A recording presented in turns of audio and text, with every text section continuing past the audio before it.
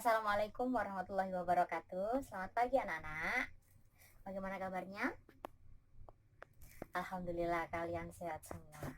Oke, sebelum memulai pelajaran, Ibu minta kalian untuk berdoa terlebih dahulu. Silakan ketua kelas untuk memimpin doa. Amin, amin ya robbal alamin. Oke, sebelum memulai pelajaran, hendaknya kita memeriksa kelas kita agar tetap bersih. Silakan dilihat sekelilingnya, jika ada sampah silakan dipungut, karena kebersihan itu sebagian dari iman. Oke, silakan yang ada sampah silakan dibuang ke depan. Oke, sambil memungut sampah Ibu akan mengabsen ya. Untuk yang tidak hadir, tolong disebutkan. Coba ketua kelas diperiksa siapa yang tidak masuk hari ini. Oh, Hita. Ya, Hita kemana? Oh, sakit. Oke. Untuk yang sakit atau yang ada keperluan, silakan besok menemui Ibu untuk membawa suratnya ya.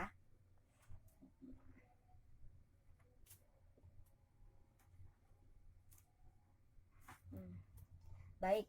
Kemarin kita sudah membahas tentang makanan pembuka. Apa sih makanan pembuka yang sudah kita pelajari kemarin? Yaitu hidangan yang membangkitkan selera. Oke, masih berhubungan dengan materi kemarin, kita juga akan membahas tentang makanan pembuka, yaitu kita akan menganalisis sup.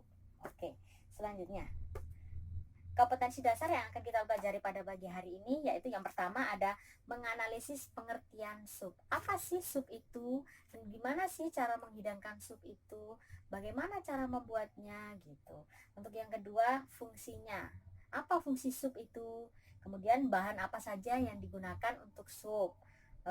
Terus kemudian ada peralatan yang digunakan, terus macam-macam sup, teknik pengolahan sup, kriteria hasil sup, dan teknik penyimpanan sup. Oke, langsung aja kita masuk ke materi. Apa sih pengertian sup itu? Sup merupakan makanan cair yang terbuat dari kaldu. Oke, untuk kaldu kita sudah bahas di pengertian makanan yang kemarin. Oke, apa sih kaldu itu, Hita? Oke, benar sekali. Hita, oke. Tadi pengertian kaldu. Pengertian kaldu. Oke, tadi sudah disebutkan sama Hita. Benar nggak, teman-teman? Benar ya? Oke, Ibu akan checklist. Hita nih berapa? Yang 7. Oh, tadi katanya Hita nggak masuk. Kok ini ada Hita? Oh, Nita. Oke, Ibu salah dengar berarti ya. Sebentar, Ibu ganti dulu absennya. Oke, kita lanjutkan ya. Setelah itu, sup tidak adalah termasuk hidangan appetizer. Apa sih appetizer kemarin? Makanan pembuka, benar sekali. Selanjutnya, fungsi sup. Fungsi sup ada yang pertama pembangkit selera makan. Maka dari itu kenapa appetizer itu dihidangkan sebelum main course, karena sup itu digunakan untuk menggugah selera makan. Oke, kalau kalian di sini biasanya menggugah selera, appetizernya pakai apa? Oke, selanjutnya yaitu penambah nilai gizi. Jadi sup itu menambah nilai gizi. Jadi jika nanti biasanya sup kan ada yang sayur, ada yang dari protein hewani, protein nabati. Nah, maka dari itu sup di sini untuk menambahkan nilai gizi di hidangan-hidangan yang ada di corsesnya. Oke. Selanjutnya yang terakhir yaitu penetral rasa pada lidah. Jadi sup di sini tuh makanan pembuka itu rasanya itu tidak akan terlalu strong. Karena apa? Agar rasa di lidah ini tidak terlalu kaget untuk merasakan makanan selanjutnya, yaitu main course. Oke. Nah, kita beralih ke materi selanjutnya, yaitu bahan-bahan untuk membuat sop. Oke, bisa kalian lihat di sini ada 4 bahan. Yang pertama ada bahan cair. Ya pastinya bahan cair itu merupakan bahan utama dalam membuat sup. Oke, bahan cair yang digunakan dalam membuat sup yaitu yang pertama adalah kaldu atau stok. Dalam stok ini dibagi menjadi 2, yaitu white stock dan brown stock. Oke, kalian tahu kan brown stock dan white stock itu gimana buatnya? Ya, benar sekali. Kalau white stock itu tanpa membrowningkan iga atau tulang untuk kaldunya. Tetapi jika itu brown stock, maka tulangnya juga harus browningkan dengan cara di roasting. Oke, pintar sekali ya anak-anak ya.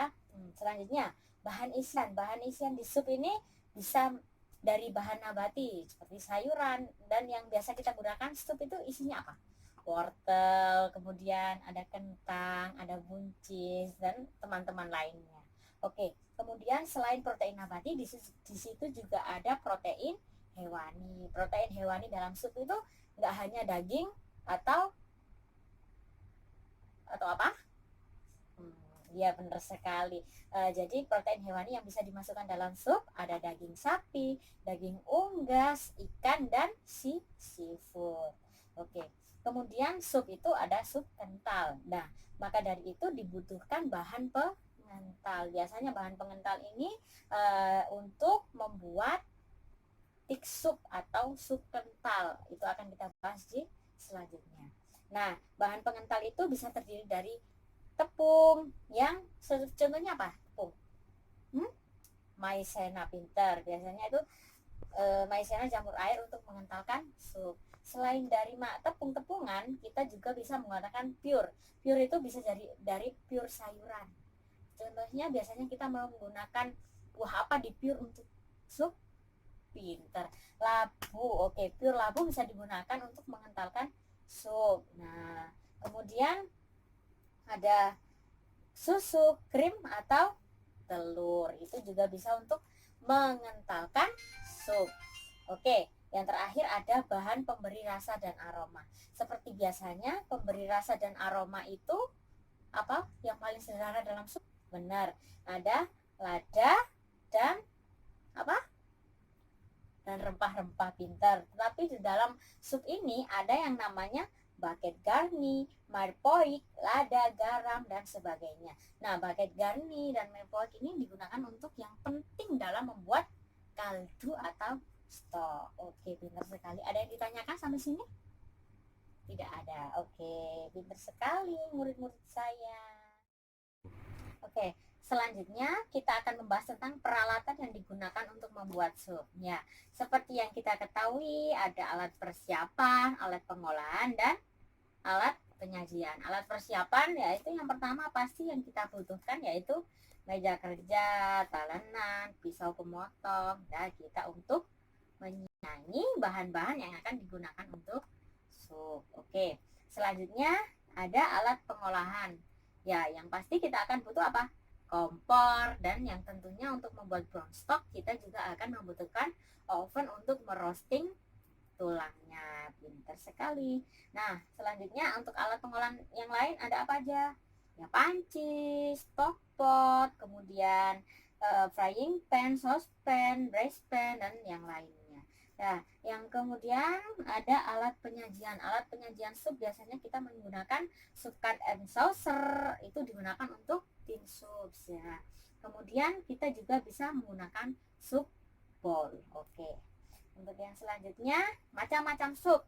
Oke, bisa kalian lihat di depan. Sup itu dibagi menjadi 3. Yang pertama ada clear soup atau tin soup. Ini merupakan sup yang bentuknya clear atau bening. Oke, untuk membuat clear soup ini membutuhkan white stock. Oke, white stock. Oke, biasanya di rumah kalau tin soup itu kalian masak apa?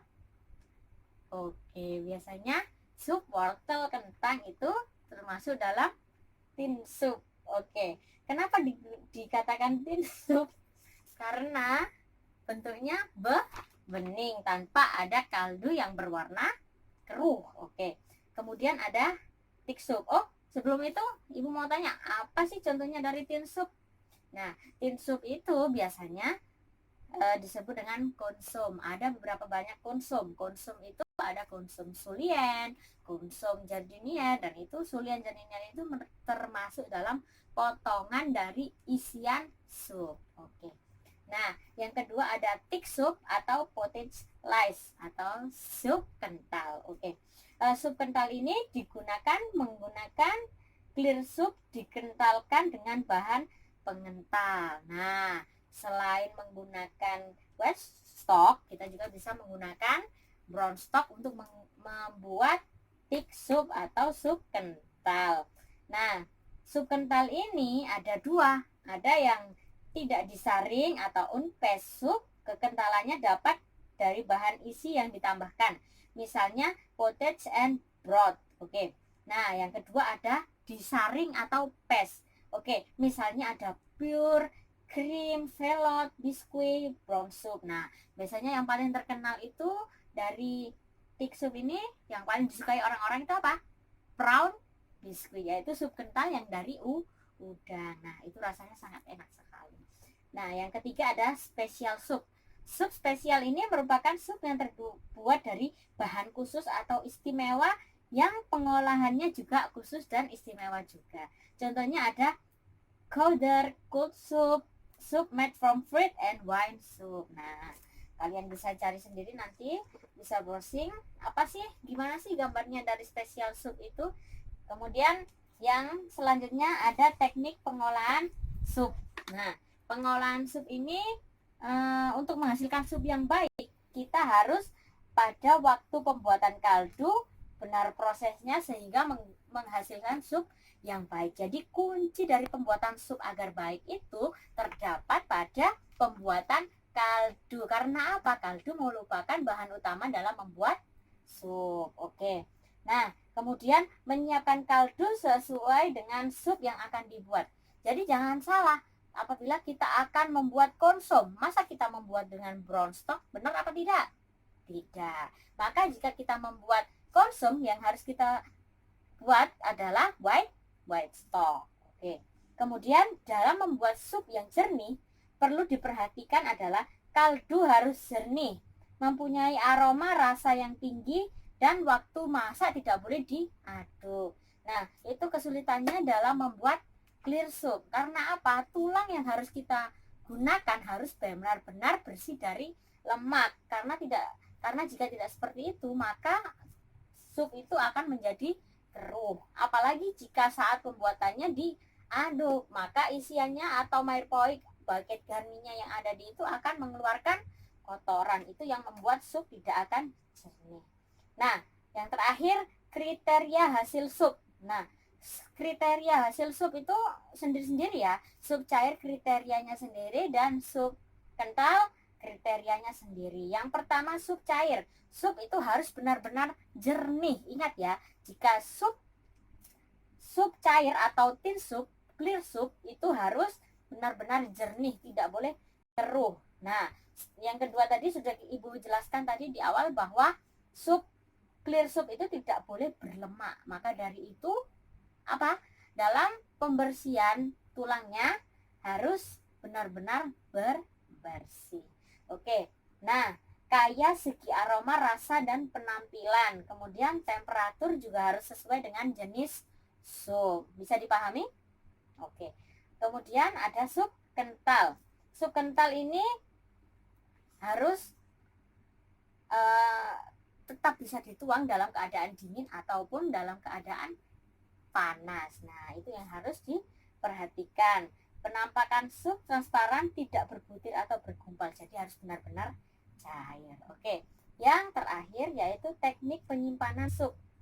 Harus meliputi kesehatan multiple personal hygiene, food hygiene, dan sanitasi hygiene-nya juga harus benar. Suhu dalam penyajian sup juga harus benar. Nah, dalam penyimpanan dingin itu dalam kondisi 5 derajat sampai 15 derajat. Jika beku harus 0 derajat sampai 18 derajat Celcius. Kemudian pemanasan atau penghangatan dapat dilakukan di atas pemanas api dan microwave.